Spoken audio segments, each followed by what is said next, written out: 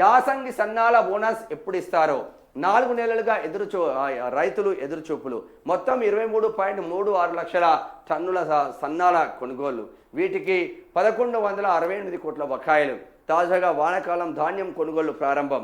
2 సీజన్లవి కలిపి ఇస్తారా, వేరువేరుగా ఇస్తారా అంటే 500 ఇస్తాం సన్నాలకు బోనస్. ఏడిచ్చిండ్రు సన్నాలకు బోనస్? రైతులను నిండా ముంచిళ్ళు, నిరుద్యోగులను నిండా ముంచిళ్ళు.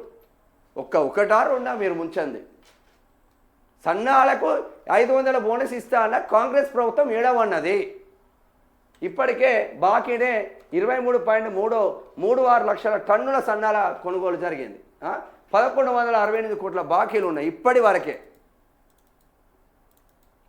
వానాకాలం ధాన్యం కొనుగోలుకు రాష్ట్ర ప్రభుత్వం శ్రీకారం చుట్టిన నేపథ్యంలో గత యాసంగి సీజన్కు సంబంధించిన బోనస్ బకాయిల సంగతి ఏంటి అనేది రైతుల్లో చర్చనీయాంశంగా మారింది. 4 నెలలుగా సన్నాల బోనస్ కోసం రైతులు ఎదురు చూస్తుండగా ఆర్థిక శాఖ నుంచి ఇంకా నిధులు విడుదల కావడం లేదు.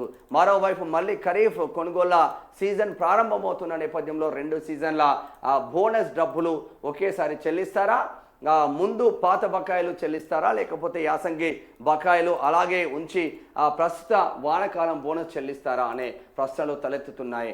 గత 2024-25 యాసంగి సీజన్కు మార్చి, ఏప్రిల్, మే, జూన్ నెలల్లో రాష్ట్ర ప్రభుత్వం 74.40 లక్షల టన్నుల ధాన్యాన్ని రైతుల నుంచి కొనుగోలు చేసింది. సేకరించిన ధాన్యంలో దొడ్డు రకాలు 51.04 లక్షల టన్నులు కాగా సన్న రకాలు 23.36 లక్షల టన్నులు ఉన్నాయి. దొడ్డు సన్న రకాలకు కనీస మద్దతు ధర ప్రకారం అప్పుడే చెల్లింపులు పూర్తి చేశారు. అయితే సన్నాలకు క్వింటాల్కు 500 చొప్పున బోనస్ మాత్రం చెల్లించలేదు.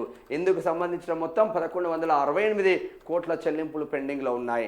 రాష్ట్రంలో ధాన్యం సేకరణకు నోడల్ ఏజెన్సీగా వ్యవహరిస్తున్న రాష్ట్ర పౌర సరఫరాల సంస్థ 4-5 రోజుల వ్యవధిలో రైతుల ఖాతాలకు నగదు బదిలీ చేస్తుంది. అయితే బోనస్ పథకాన్ని రాష్ట్ర ప్రభుత్వం ప్రత్యేకంగా అమలు చేస్తున్న నేపథ్యంలోనే ఆన్లైన్ ప్రొక్యూర్మెంట్ మేనేజ్మెంట్ సిస్టమ్ చెల్లించడానికి అవకాశం లేదు.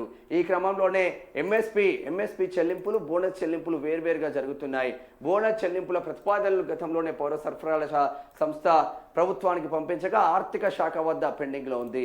ఈలోగా ఖరీఫ్ సీజన్ ధాన్యం కొనుగోలు కూడా ప్రారంభం కావడంతో పాత బకాయిల సంగతి ఏంటంటే రైతులు ఎవరిని ప్రశ్నిస్తున్నారు?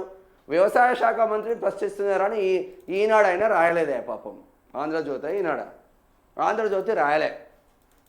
ముఖ్యమంత్రి రేవంత్ రెడ్డి సన్నాలకు 500 బోనస్ ఇస్తారు, ముఖ్యమంత్రి ఏడిచ్చినవని ఆంధ్రజ్యోతి రాయలే పాపం.